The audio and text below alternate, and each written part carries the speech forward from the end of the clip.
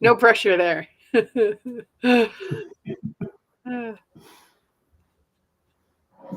Oh, look, Don froze. Well, good morning, everyone. Yeah, well, I was only froze for a second. Yeah, I think we're all over each other here. But, that's the mystery of life. With that said, I want to welcome everybody. Chat's open, especially Kelly and Dave, who you must know by now. And if you don't know them, you must begin to start to know them.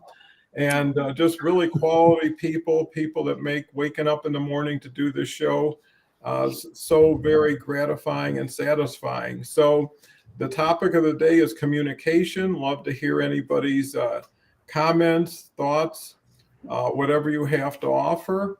And with that, I'll swing it over to Kelly. And Kelly can bring us a quick update. I know Kelly's been on the road for a while and is about ready to begin her older routine. Kelly. Yeah, so good morning, good afternoon, good evening, depending on where you are tuning in from. And yeah, it's actually been it'll be weird to be back at my desk with my big blingy microphone. So that will be there next week. And a super topic today. And yes, I'm tuning in from beautiful San Diego, where it's a little bit of a chilly morning and it's just beautiful, as usual.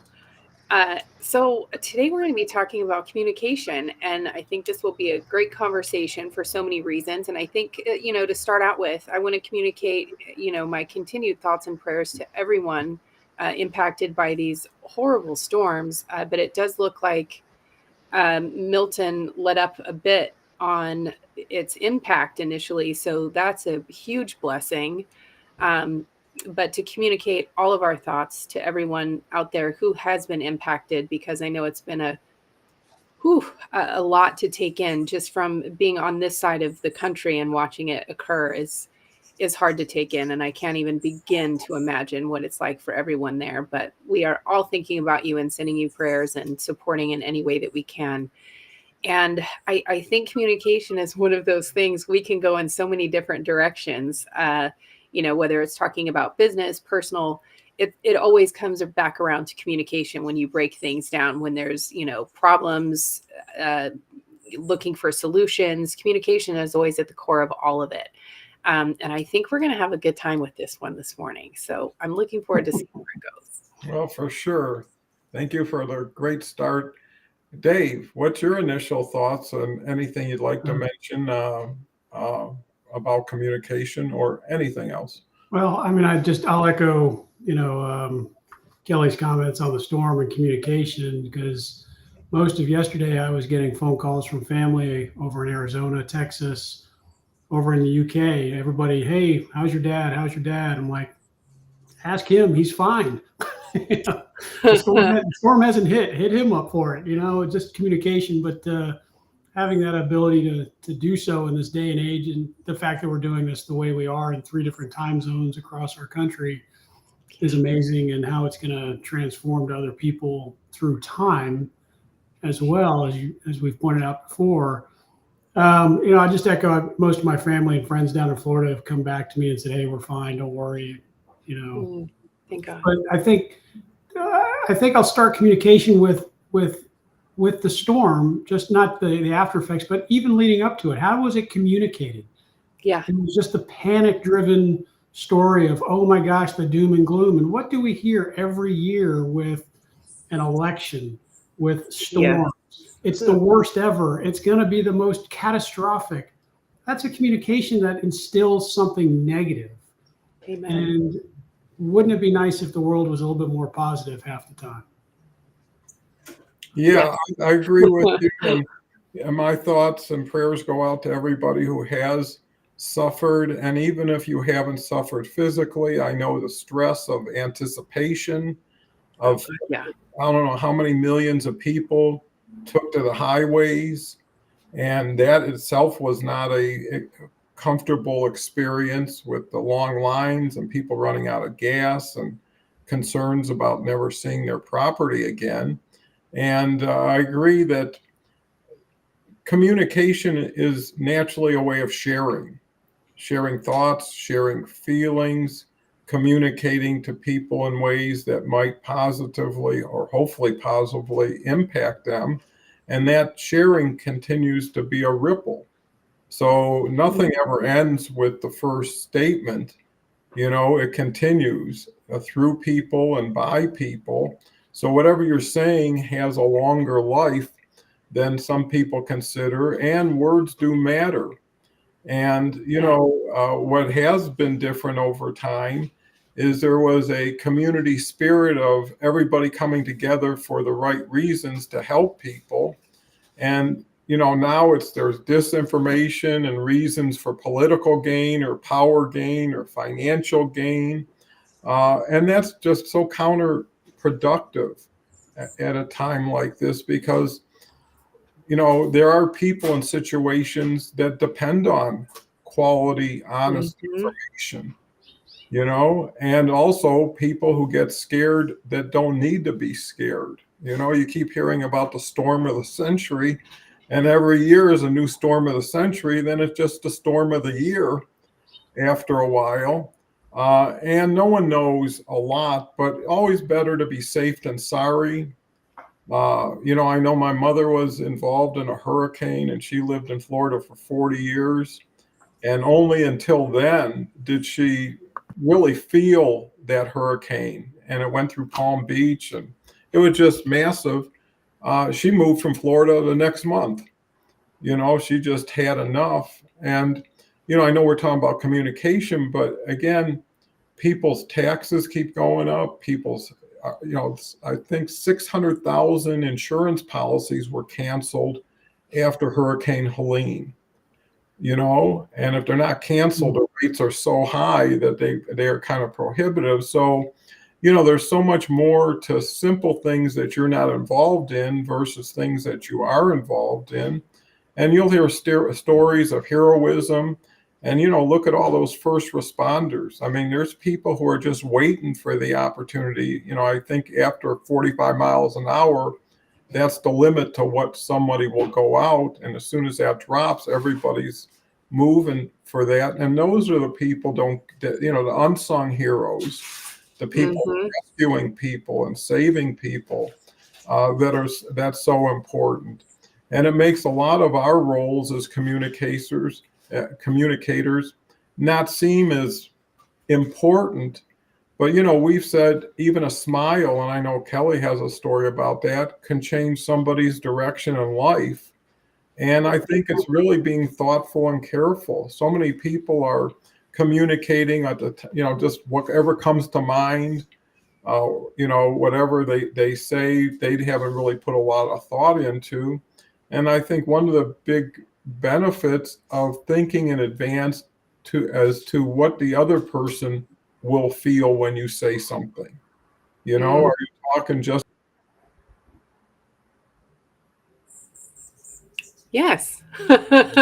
And also we Don talk. froze up there. You froze up there for a second. Yeah, I know. I'm going to come back. I'm going to go out and come back because it's your turn now anyways, and nobody will miss me. So that's not true. Yes, we will continue to communicate. Yeah, so many great points that you both had, and Dave, to go on to you, I think it is so important for people to understand that everything that is communicated to us, the way that we respond to it, it is to get a reaction out of us and to look into things more. Because when you look behind, certain data, because of course, like you said, exactly what happens is the media comes out like it's the worst in decades, and in the century, it's the 100-year storm, and it's the worst of its kind in 100 years. But if you do the scientific research and look back on it, well, if you would have had the same, the amount of population in that area at the time, comparatively with the growth a long time, it's the same. Like it hasn't changed. It's not different. It just seems more catastrophic. One, because it's in your face all the time, and two, because the population and density of the cities are much different in those locations than they were 100 years ago. And when you look at it from that perspective, it's still horrible. Don't get me wrong. I'm not saying like it's not that bad. It's awful. but it was awful then too. But when you see it from that perspective, it's like, okay, well, then this is normal. It's not this, the world is about to end and all of these things are happening. And I wish with all of communication and specifically the media, good Lord, and we could go off on a whole series on that as far as I'm concerned, Yeah. is really more about educating ourselves. And, when people are constantly coming at you with something negative, and I want to bring a little thing that did happen this week. I had the very big privilege of taking my nephew to church on Sunday. His wife wasn't feeling well, so he asked me if I wanted to go with him, and of course I did. Um, and part of and then I went to a Bible study with my brother and sister-in-law on Tuesday. And one of the things they were talking about is, and this applies to anyone. So whether or not you're a Christian or anything, I think it applies to everyone, is what is it that you look in others is kind of a red flag, or is something that tells you something about the person. And one of the things that came right to my mind was the way that people speak of others.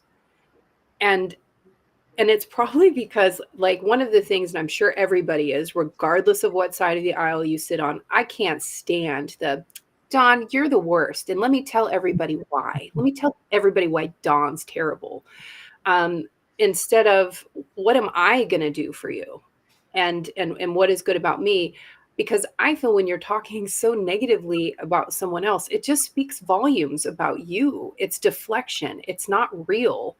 And paying attention to how people say things and frame things, because like you said, Don, words matter. um, People, and I know we've said this a lot too, when people use the word, I'm just being authentic when I tell you how I feel. Yeah. And it's like, but that doesn't give you the right to be nasty to someone or to say mean things. That's just being rude. I mean, that's not being authentic.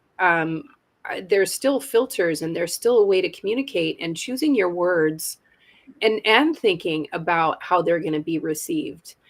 We all, of course, have those issues where we say something and somebody else interprets it incorrectly, perceives it wrong, and we're like, oh gosh, no, that's not how I meant it. Um, but we do think about how it's going to be, because we've all had some time in our life where we've had to have those difficult conversations. But when you choose your words in a way and your tone, I mean, the whole thing of how you deliver it, you can deliver awful news to somebody and it be received well, as opposed to just, blurting it out and being in their face and throwing it at them. Empathy and compassion still, goes a long way in all forms of communication. So I'll leave it there this time around. Yeah, that's That's great. a lot. Great thoughts, Dave. That's a lot to unpack, Kelly, and I'm going to I know, I'm struggle with sorry, I my always do response that. here, but I think I can unpack the first two parts very quickly. And my perception of what you said was, we look at things in isolation too often. Mm-hmm. Okay, you've just unpacked that. Okay, the storm is the worst ever, but if we look at it, contextually with other factors of growth, population, or climate change, however you want to define that for your purposes, these things have a different meaning when we convey them. So we have to look at things not just in the singular message, but what is the agenda behind the statements? That's right. What are the purposes that I'm going to make a statement that the world is ending tomorrow versus this might be the worst storm ever, and yet I'm still going to make it through because I have hope, or I have a positive attitude, whatever it is. And your last point, I think, there's a way to say things. If you can be rude and still have some funniness to it if you have a right tone, and that's a communication, cue. People have taken this, your line of, well, I didn't mean to offend you. I think whatever you said there was, well, I didn't mean it that way. Well, sometimes you do, and you're just an Yes. ass. Pardon my language. Yes. So true, though. It doesn't Well, it's that excuse whole it. thing of when people start an email, and this is one of my favorites of all time, and this is a corporate America story, which goes here, is when people start an email or even a conversation with, I don't mean to be an ass, but, and it's like, well, now I'm prepared for you Well, to be exactly that. You've be an prefaced ass. it. Well, there's the word that comes to mind when you were talking there was tact. Yes. And it really cued into me was you can deliver bad news with a smile and make people happy about it. It's that old Churchill saying, communication. I think I'm ad-libbing this by every measure of the word. Making somebody, leadership in communication is making somebody happy to go through hell and get all the way through, and enjoy the journey kind of thing. There's ways to make things more positively spun so that you enjoy the process, not just, getting attacked. And, Don, in our show earlier this week, we went back to my military career, and I'll go again here, of guys who just came in and just yelling and in your face, and you just wanted to give them the middle finger behind their back and tell them there's no way I'm going to hell with you because I'm going to leave you there. Right. So, but you have a good communicator who can say, look, this is why I'm going to take you to hell. This is why we're going to go to the darkest depths and we're going to make it through together, whatever it is.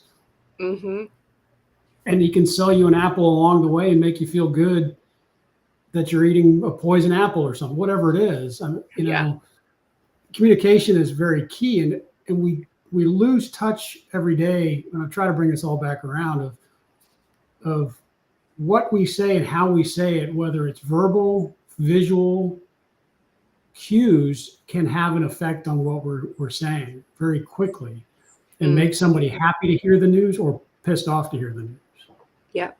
So true. Yeah, I think, both of you bring up so many wonderful points. I agree. I've learned over time is how people talk about other people is how people are going to talk about you, right? If they're gossipy and they say, and if you can't say something to somebody to their face, you shouldn't say something to their back. It's just not fair. If they were sitting around a table with you when you were talking about them, would you still say what you're about to say? And it gives you a clue. The other thing about being a good communicator is being a good listener.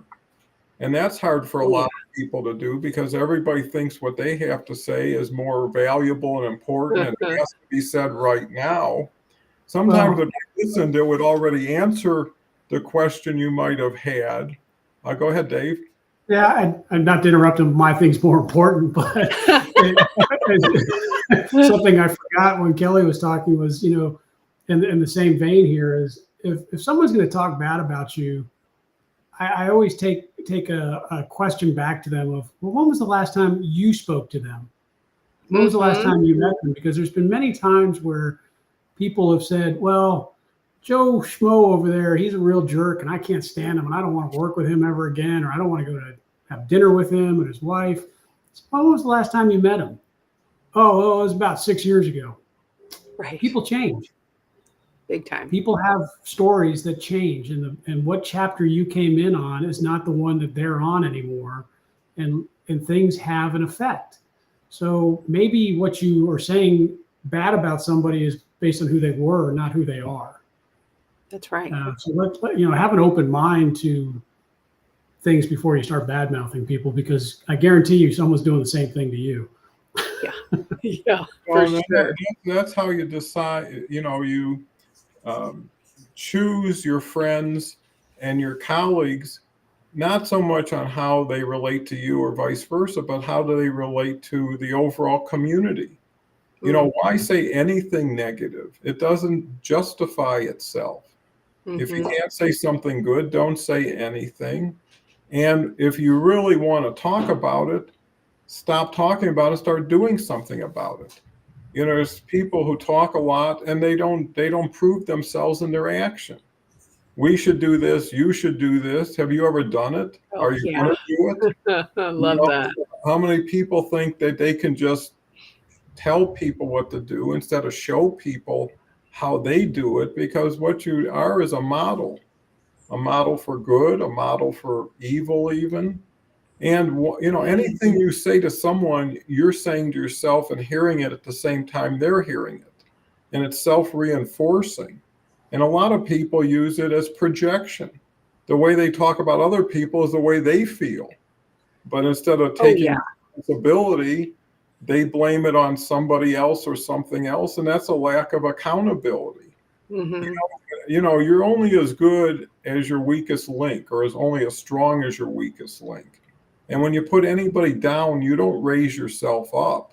You just Mm-mm. lower the common denominator. And Hmm. what's the point? Everybody's everybody. And there is no universal or absolute judge of people. And somebody may be weak in an area. Maybe they're trying to work at it. Maybe they can't work at it, but maybe they're strong in another area. They always say build on your strengths, not try to repair your weaknesses, and bring people in who can complement you on those traits or habits that you need to learn. And I think Dave made a good point. Wherever you are is where you begin. It's not where you Hmm. end.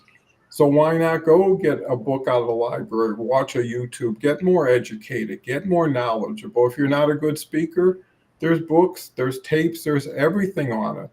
And I think everything is a work in progress. Everybody's a work in progress. And I think we all know some people are dealing with situations that no one knows but themselves.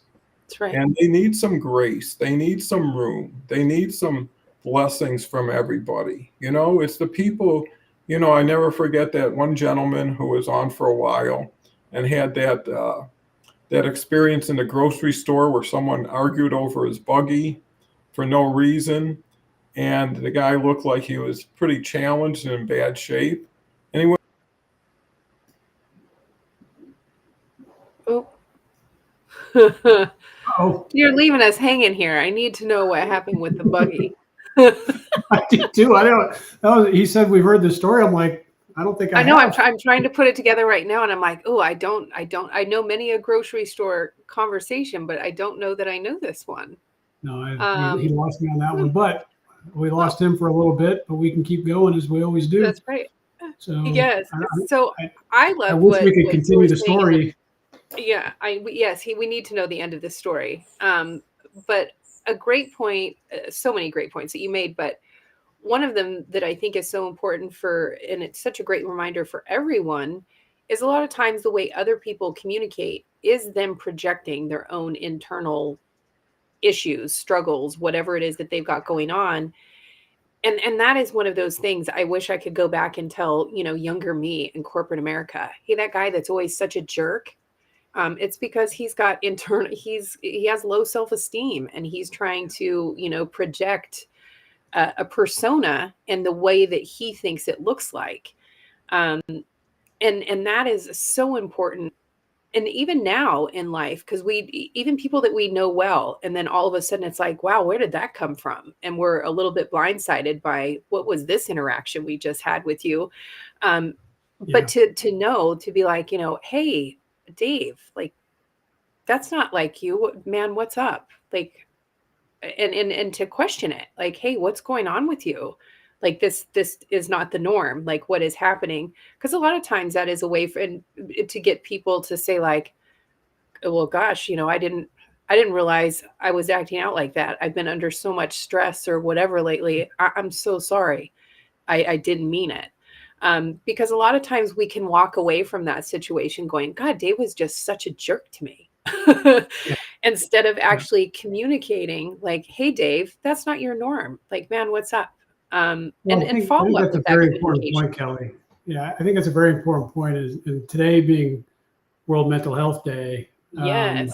somebody made a post yesterday about somebody, I think it was a UK soldier, officer candidate who had killed himself at 26. And Mm.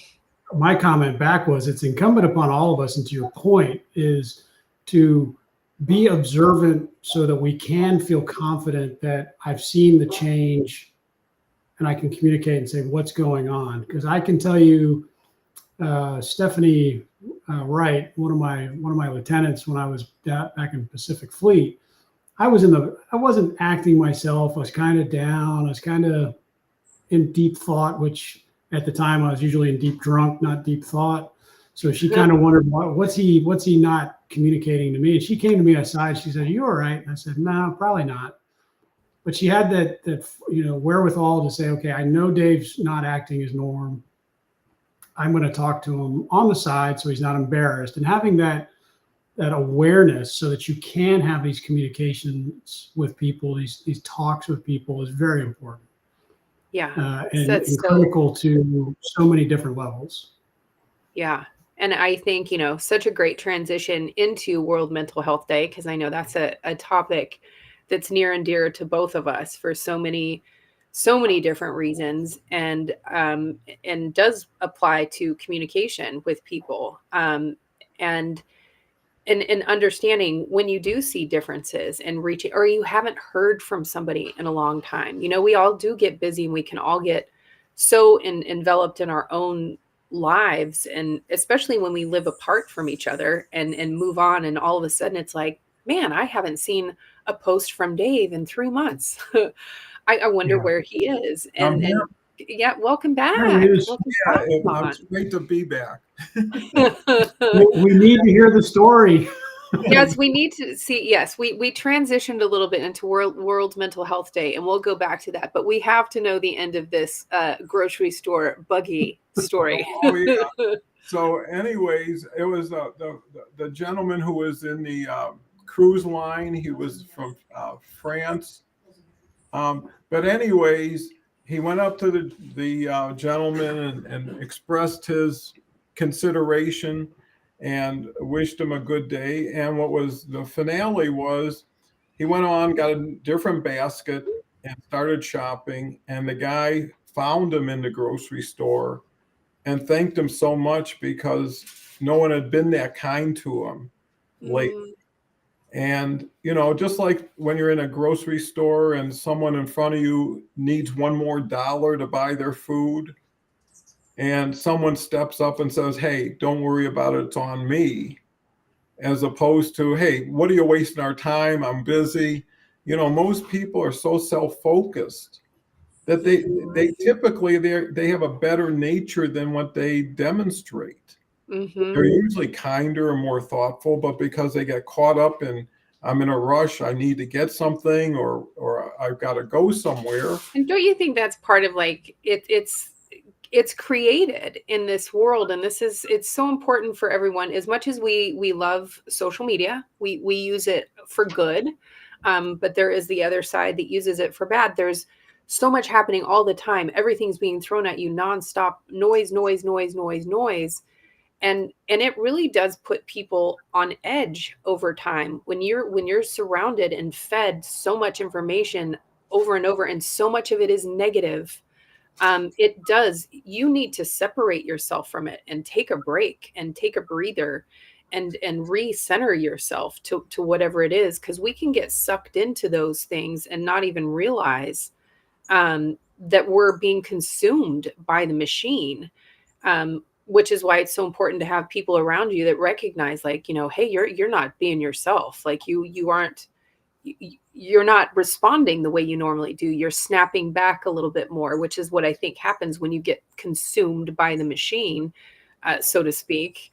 But looking at the world and everyone else with empathy and kindness, because that's a reflection of you. Be who you want to be, not who you think anybody else wants you to be. Or, if someone's being nasty to you, why do you want to go to that level and be nasty? I mean, we've all been there. We've all done it. I mean, and I'm sure I'll do it again, where somebody's going to tick me off and I won't breathe before I respond, or, that person that cuts you off. But looking at it from a perspective of, I have no idea what's going on in this person's life. No clue. They could have just had the most horrific things happen to them. And maybe a good time to tell this story, because you brought it up earlier, because our nonverbal communication is also very strong with others. And this is the story I use, and it is of a veteran who was ready to take his life. And I mean, he planned it. He knew what he needed to go by that evening. And I mean, it was all planned out. That was going to be his last day. And he was sitting on a curb at a gas station, and a woman walked by, and they made eye contact, and she smiled at him.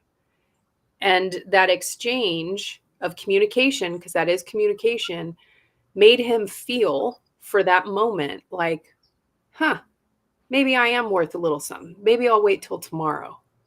And now he is, 5 years sober and literally doing things that are changing the world, saving other lives, helping other veterans, people get sober, get jobs, creating jobs, doing so many things. And that all changed because somebody smiled at him. And that was it. We think about those things and the power of our communication, even on that level, because she didn't say a word, that it changed the course of someone else's life. So when it is a stranger in a grocery store, it doesn't give you free reign to, unload any of your garbage onto somebody else because they're a stranger, because they are someone's, brother, sister, mother, father, what have you. So I know we all have a hard time on an occasion, but I think if we start having that mindset and reminding ourselves when they occur, as I do when somebody cuts me off on the freeway and I go, maybe their wife is having a baby. Maybe someone just had an accident. Maybe something's happened and they need to, it does change how you respond to it. So I'll leave it there this time around. Yeah, Dave? Wow, I just don't know what to say on that one. The same. You went with the nonverbal communication. A related story is Tom Satterley is a former Delta Force operator. His book is behind me called All Secure, and he was ready to end his life. And Don, this is kind of a transition into, we were talking earlier, World Mental Health Day, and tying it to communication. And in his book, he's relayed many times on LinkedIn and publicly, he was in his truck. He had his 9mm, I believe it was, in his lap, and then he got a text from a girl who said, "Are you joining us for drinks?" He put the gun back under his seat and he went and had drinks. Now they're married and they have a great foundation, the All Secure Foundation, to help the special operations community. But it was that one text, "Please join us. Are you coming?" Whatever it was, Jennifer, I think it's Jen, sent, was changed his life. Now they're married and, living life in the Midwest. Anyway, I mean, communication has such a profound effect, and whether it's in the written word, which, gosh, we talk verbal and nonverbal, but communication in the written word, text is another one that just totally baffles me, because people read so much into tone when it's not there. Yes. So it takes those cues of knowing who somebody is, that maybe an all caps is not a yelling, but an emphasis just for the sake of this is important. Or, one smiley face versus 10 is a big difference in their mood. And it really comes down, I think, Don, you hit on this every week. It's about relationships and people and knowing how you make other people feel. But and at the same time, we have to be attuned to it. Yeah. We've mentioned we get wrapped into our lives, in our own lives, and we forget about other people. Sometimes when we do so and somebody reaches out, to your point, Kelly, they've realized they haven't heard from you, but maybe they're reaching out to you because they're having a problem. Mm-hmm. And you have to think about, okay, they've called me. Well, how do they sound? What are they saying? Is it normal? Is it not? Because maybe they're having a problem. Mm-hmm. So true. Well, I think, one of the keys is awareness and sensitivity. Mm-hmm. And so many people know when you're not really listening, even though you're in front of them. You're distracted. You're almost like, when is this going to be over? And it really is a negative communication, even though it might not be verbal. Is you have to realize in context, how many people do you have real conversations with every day? Not that many. Right. You have casual conversations. You go to the grocery store, you thank the cashier, and that's second nature. But when someone's really spending the time or made the time or made an appointment, are you looking in their eyes? Are you attuned to what they're saying? Are you showing agreement or whatever? And they pick up the clues based on your facial expression. I think Dave makes a great point in that verbal communication is one thing, but how you write makes a difference. how you put a sign together. Yeah. If you put absolutely don't enter, danger, I got a dog, I got a gun, it's not going to lend itself to a friendly encounter. It's going to create a lot of fear, maybe a lot of trepidation. And then you can't wonder why people don't come to your door, though, right? It's like, And it shows you who you are is that you're already anticipating danger or a situation, and you will attract that over time. But you will also send people away who might have been that Mhm. person who said, let's have drinks.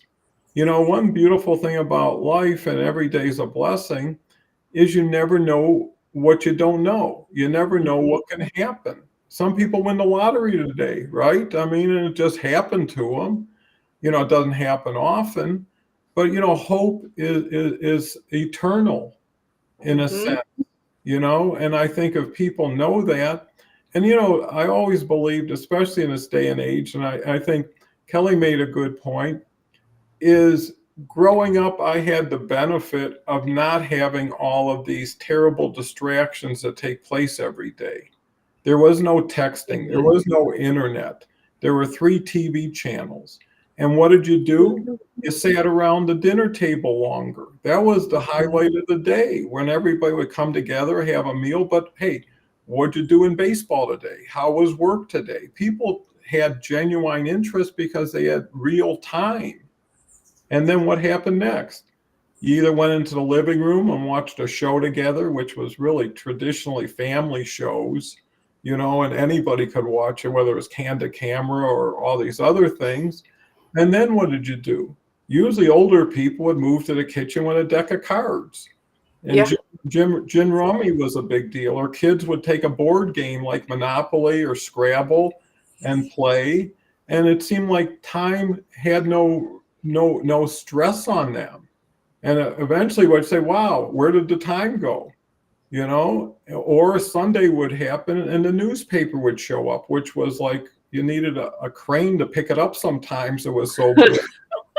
And what would happen? Well, the guy would end up with the sports or the business section. The kids would end up with the comics. Somebody would end up with the TV guide. And it was easy. I never had a problem going to the grocery store and having to text somebody, what do we need? You just went there, bought stuff, and you came home, and everybody was safe. But today everybody's looking at their watch to see if they got a message. Everybody's looking at their phone, and then people are speeding up to the point where actually the goal should be to slow yourself down. But that's why there's such an issue. I mean, kind of to wrap with World Mental Health Day, is that there's so much anxiety and things because it's like FOMO is like at a level that I don't even think can be measured, because like, what did I miss? What did I miss? Like, I need to know everything. It stresses me out sometimes being, sitting in airports lately and people watching. I love doing that. Just seeing families and you kind of make up your own stories about wonder where they're going to go see grandma. Um, but everyone is on their phones and so busy doing stuff. But it's like, but what is everybody really doing?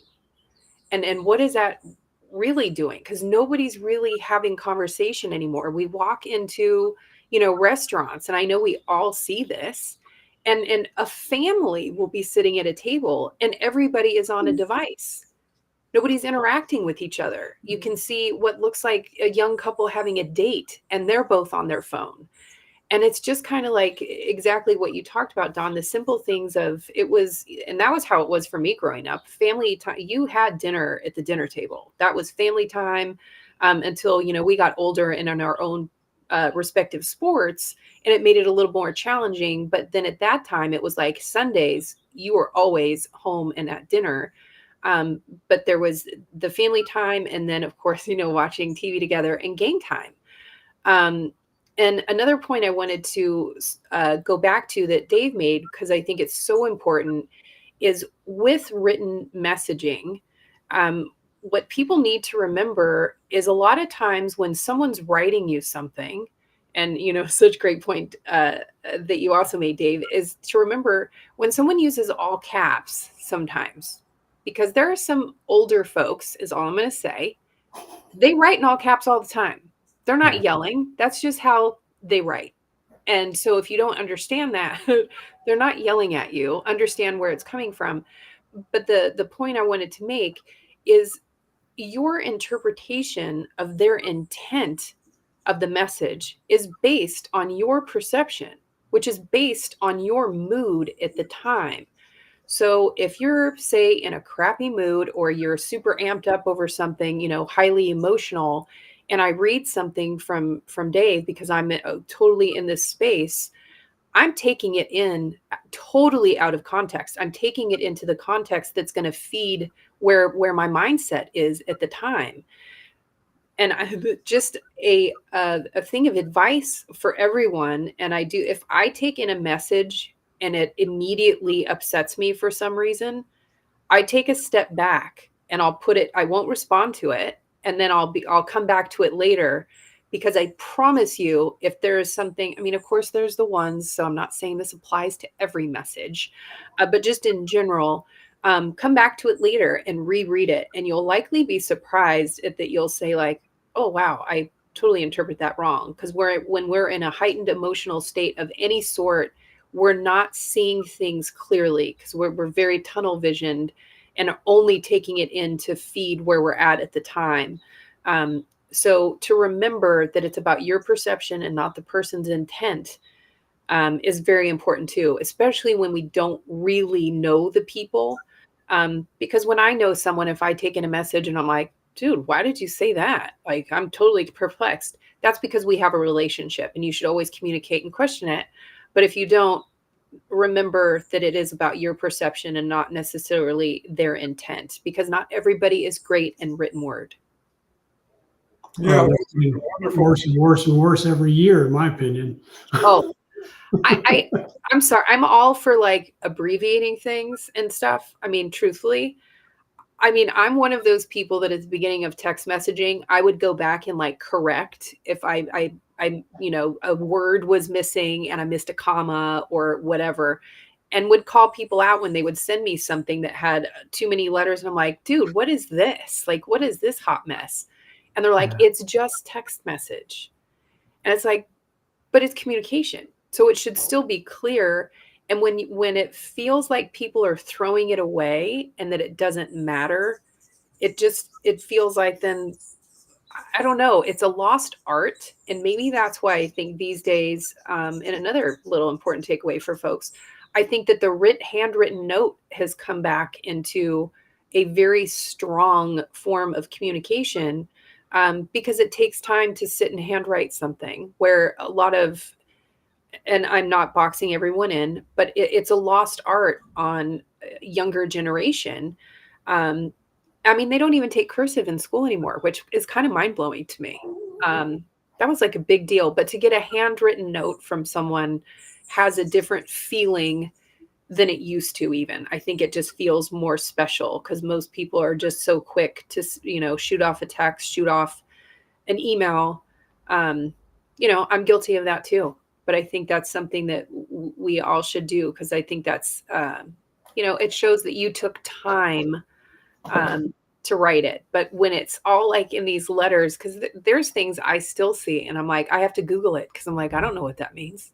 I think the other thing is I always view a lot of text messages as being cowardly.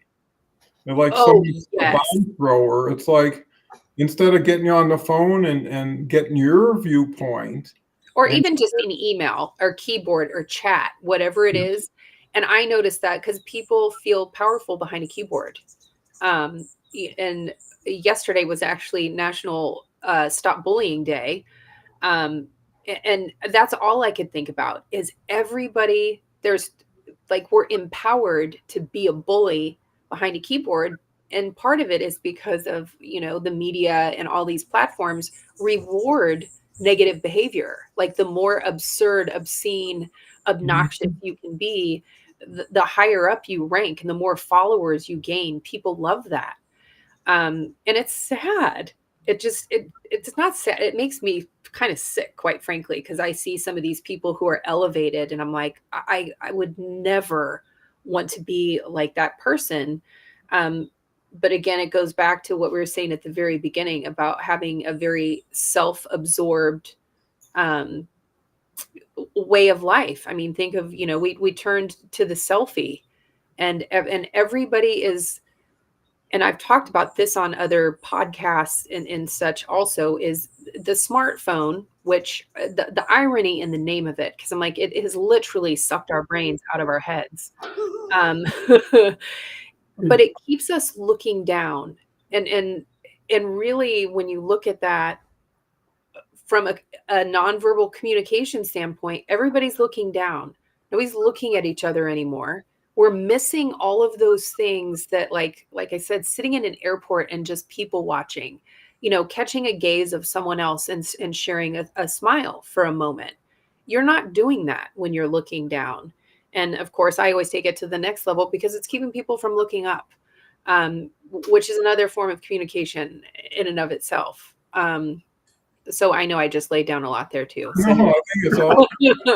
Dave? Well, I'm just going to point out, I mean, was it about a month ago, maybe 2 months ago now, I reconnected on LinkedIn with an old shipmate from Fort Meade who's still in that area. I hadn't talked to him in 20 years almost. It was 2005 was the last time I saw him. And Oh, wow. He and I got on a Zoom or something, and we started chatting. He's like, "Hey, how can I help you out? What can I do?" And he started connecting me with people in cybersecurity and investigations, whatever it was. And I sat down and I wrote him a thank you note. Nice. I didn't have his address, but being the investigator, I found it and put together where it was he probably is living. And about a week later, he sends me back. He goes, "Dude, I didn't know what to expect. I got something in the mail." But I sat down and just wrote him a quick thank you card. And that was something that was totally unexpected from his side. That's awesome.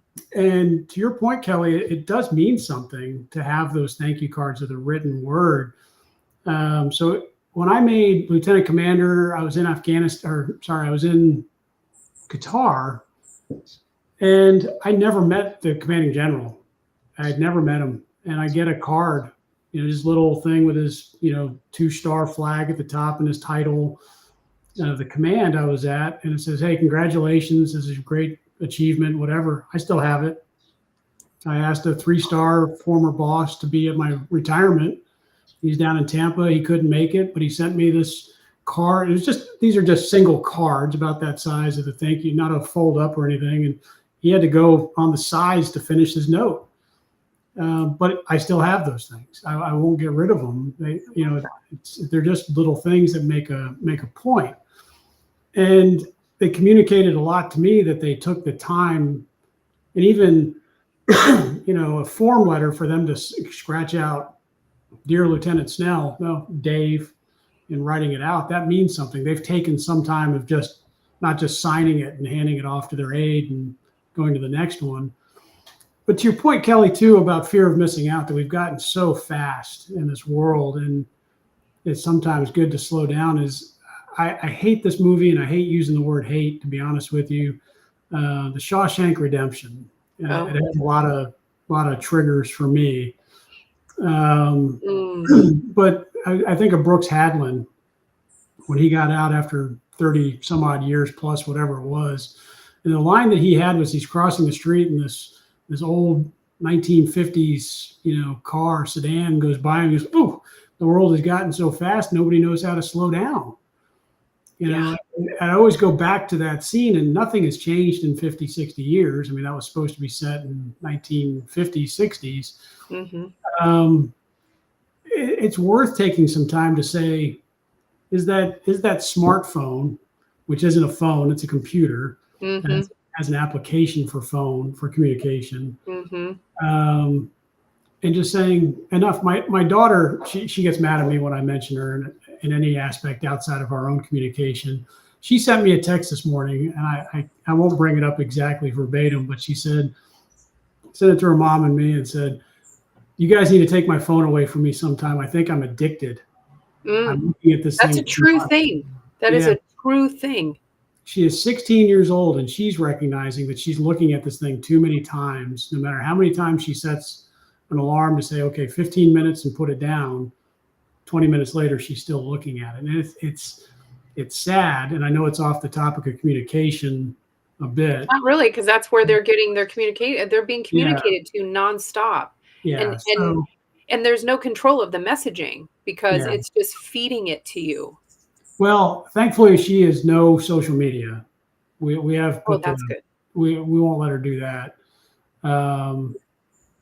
But my point is that we've gotten into this speed up world of everything has got to be done now. And I'm thankful for my father, who I just had an hour and a half conversation with him yesterday about some personal issues. And we brought up the storm because he's in Cape Canaveral on the East Coast there. And I said, yeah, this is, such and such a storm. And he's like, I don't care. I don't look at the news. I never look at I see a quick feed on Yahoo or AOL, whatever email he's using. And he sees the headlines. He refuses to read into the stuff that goes underneath it because he knows what it is just going to spin him up. So he's taken this very good attitude of, I want to slow down and I'll just talk to my friends when I'm ready and I'll just go through my life and okay, no problem. But that's good for him to recognize and your daughter, but because, and we were talking about this earlier this week too, because physiologically, because like watching the news, I get spun up. I mean, when people are saying that, it's raising your blood pressure, it's giving you anxiety, it's doing all of those things, which is not good for us. Right. It's not good for our overall health. So to recognize it and step away from it. And, I just recommend, and I'm good at this and getting better at it because I was like, I need to, on Sundays, I want to completely disconnect from all, devices. I don't want to be connected because we all need a day to refresh. And it does help me feel a lot more at ease and at peace with things because I don't think we realize all the external communication, how it does give us angst.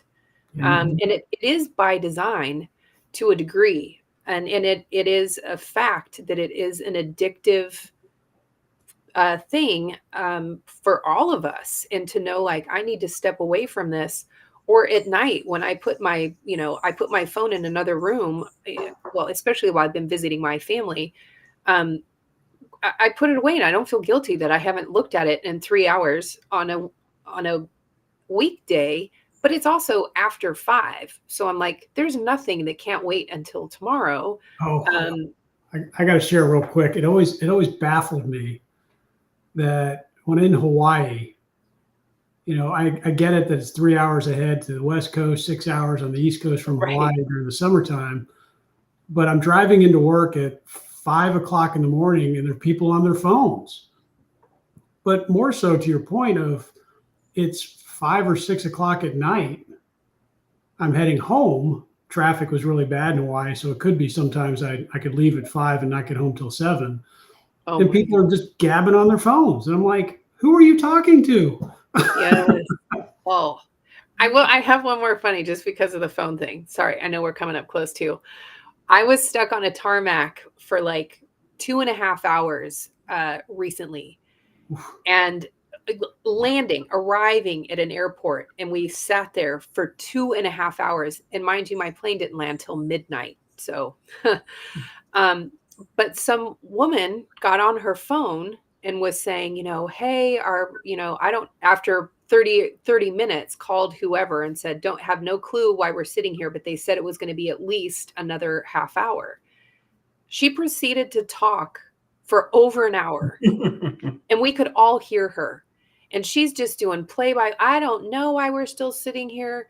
And then she was talking about things that truly were like making me a little dumber as I sat there and listened because, no offense to the Dallas Cowboy cheerleaders, God bless y'all, you're talented, you got what your dream was. But apparently there's a reality show and she started talking about that. And I said in my out loud voice, I was like, oh, I need a little Jesus. And the woman next to me started laughing and she's like, girl, we all need some. And a few people were chuckling about it. But a gentleman finally stood up And he turned around and looked at her and he goes, "Ma'am, I am pretty sure I speak for everyone in an earshot of you. Please get off your phone. We don't want to hear your conversation." He kept his tone very mellow.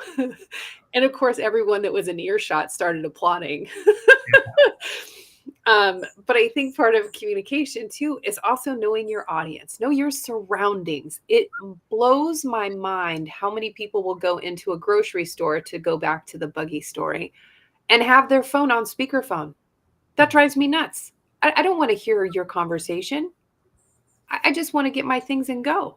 But to me, that's so rude, because you don't care about your surroundings. We're not recognizing the people around us anymore. It's so, I'm on my phone in my space, but it doesn't matter that Don and Dave are here and it's bothering them in any way.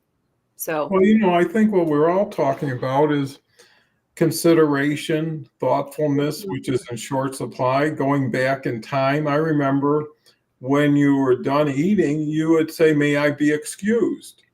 oh From the yeah. table, right? Yeah. And a lot of times, well, sure, or finish your peas and carrots and then Oh, you that can was go. always me. Not until you finish your peas, Kelly Renee. But you got used to it and you respected people because they required you to show respect, and they knew it wasn't just a table, but when you'd go to somebody's house, they would, well, make sure you're considerate, make sure you don't do anything. And the family was, don't dishonor us, especially if you're in a small town, Yeah. because you'd Well, get you there. always called, I still call the friends that I grew up with, I still call their parents Mr. and Mrs. whatever. Yeah, Mrs. Smith, or a lot Mr. of people Jones, like, will because even that's say, how you referred to them. or they will even consider being an aunt or an uncle, or right. People will come over that weren't related, and this is aunt whatever or uncle whatever, and you that was important back then. Mhm. Pleases and thank yous were, well, did you say please? Are you saying thank you? And you took a little moment. I think today people have to have discipline not to do something. How many times at 2, 3 in the morning you might get up for a glass of water and that phone is right next to you, and you're tempted to see what's going on. And just like Dave's point was, at 3 in the morning, whatever's going on is going to be going on at 6 in the morning, unless you're And all I want to know is if it's 3 a.m. in my mind, I'm like, oh, good, I got a couple more hours I can sleep. I don't care what's going and that's the on. benefit. But when you don't find quiet time, when you don't find Yeah. space, there's times I go out of the house without my phone. I'm only going for an errand. I'm happy in a way. It's like I took away that opportunity and I survived. And the other thing I'll say, and I want to recognize Carrie. Carrie has a message. One job I got hired locally, and I sent a thank you note. The manager didn't know what to think, but thanked me for it. Oh, And I think, Carrie, that shows you took a little bit more time, you took a little bit more effort, and because it used to be commonplace, now it's rare, and a rarity is more appreciated because it doesn't happen. Too many people are sending e-cards instead of paper cards. And I understand it. It's easy, it's fast. But, if someone means something, why not send both? You can never be too courteous, too complimentary, too thoughtful. Omar is here. Omar is a great guy. He's been supporting the show, and we all support each other. And I think that's what makes the world go round and better for each other, is promoting the people, supporting the people, being there for the people. And there's opportunities because no one else is really focused. The last thing out, not the last thing, I always say the last thing, but it's never the last thing. If you look at influencers, how many people, 23, 25, 27 are taking their lives, who have 1 million followers, who are going to wonderful places around the world, looks fantastic. Why? It's too much. And the key is, you got to separate machines from people. Mm-hmm. When I'm with somebody and I got a text, I got to get it. It's like, I'm here now. In a half an hour, I'll be gone, and you'll have that machine for the rest of the day. And it's like, this is more important. And I'm like, well, if it's more important, then I'm less important. And then you become less important. And it keeps spiraling the wrong way. Mm-hmm. Versus, even, I think sometimes you got to set the tone. Like, we've got 40 minutes today. Let's make the most of it. I'm sitting near my grandkids and I'm just there and I'm excited to be with them. And they're like playing a game, doing something else. And they, wait, I'm in the middle of a game. I say, well, if you pause it, the game will pause. It's not like it's a once in a lifetime, get it or don't, Dave. Well, I know we're at the hour mark, but I feel like we could talk for another hour altogether. But Oh, always. it's your last comment was setting the tone. Really, really dug deep with me for a couple of reasons. Because one of the reasons I appreciate being my own boss is I don't have to sit in a lot of meetings. And people have lost touch with, we sit in so many meetings for the sake of sitting in meetings because people don't know how to communicate concisely because they don't do it frequently to say, this is what I need to get at, and having an agenda and sticking with it. Mm-hmm. And saying, this is what we're going to do. And then you have the people like me doing right now of, I've got one more thing. I've got one more thing. And well, that could have been an email. That could have been offline. That could have been, you've just wasted 10 people's time because you wanted to be ego inflated to say that you had a point. And I recognize some of the irony in this at the 1 hour mark, but I had a skipper who was 10, 15 minutes late for his own meeting. Secretary called from the phone there, and I think she had it on speaker, just said, hey boss, just reminder, we're all down here. And he goes, they can wait. I'm the boss. But he set a bad tone that we didn't care a thing about what he had to say for the next hour and a half, that he kept us there because he still didn't get there in time and then rambled on. That we've lost connection. I'll just finish. This will be the last thing I have to say, not to come back to me. Fine, Dave. We've lost I think what we've all touched on is we've lost connection on a human level to say, this is what it means to have an impact on other people. Mm-hmm. Positively and or negatively, so that we can adjust our own lives to help them out as well. And we've just lost that touch of connection. That's all I have to say for the day. I think it was worth saying because it's for sure people want a safe environment. And you need to create that. I'm here for you. I'm interested. I want to help you. I'd love to do whatever it takes to make that happen. Well, that invites people in and says, here's how you're going to be treated. The other thing is just common courtesy. And sometimes you don't have to win every game, even though you can, right? When I was playing basketball with my 6-year-old son when he was 6 years old, I let him win most of the time.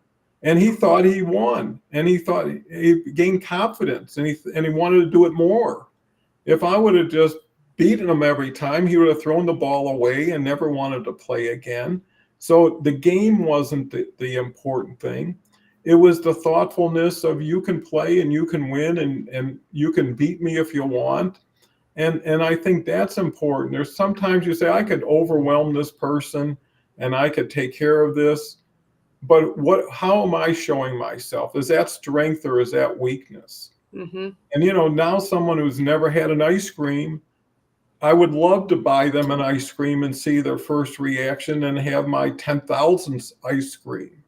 And that's when you've matured and evolved, when you don't take the last bit, when you leave something back on the table for everybody else, because that's not typical. Right? It's everything today is so competitive, so comparative. I got $1 million, but I'm broke because Joe's got 10 million. And how about the person who has $10? Where do you fit in there? So many people in some ways just look what they don't have instead of really waking up in the morning and say, I'm so blessed just to have another day, just to be able to see, just to be able to hear. And, I think that's important. So, Kelly, I'll give you the final word. Yes. And you, Dave, you're so right. We always could go on for an extra hour at minimum, for sure. And those are just such great points. All of them is remembering to reconnect. I mean, and that's the whole, and honestly, to reconnect, you need to disconnect from your devices. Figure out what works for you, because I guarantee you it will help truthfully for your own personal health, your mental health, so many things to get, I mean, whew, and that again, we could go down another rabbit hole. But I think when we go out and communicate, we do have the power to change the life and someone else with the simplest of things, of a smile, and know that that can make a difference in someone else, and that you have the ability to do that every day, which is the ability to go out and shine so bright that others can't help but shine too. That's always the most beautiful way to end our conversation. And, love is the answer for Yes. almost everything. And showing your love is showing your concern and appreciation for the other person. And really, the key, I guess, is what do they need today to make them better, to make them stronger, to make them happier? And those are the words you should start to choose carefully. Not, let me tell you about my day, and let me tell you about my promotion, let me tell you about all this. So what?